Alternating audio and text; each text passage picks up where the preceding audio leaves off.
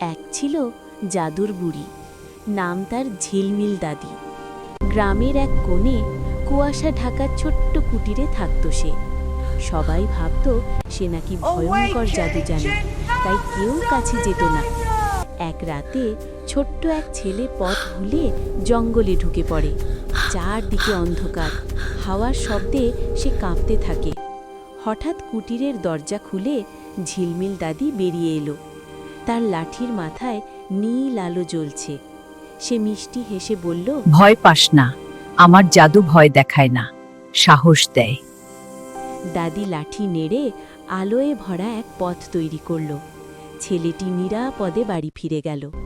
পরদিন থেকে গ্রামের সবাই বুঝল ঝিলমিল দাদি আসলে দুষ্ট না, সে তো গ্রামের রক্ষক। আর রাত হলেই তার জাদুর আলো নীরবে পাহারা দেয় পুরো গ্রামকে।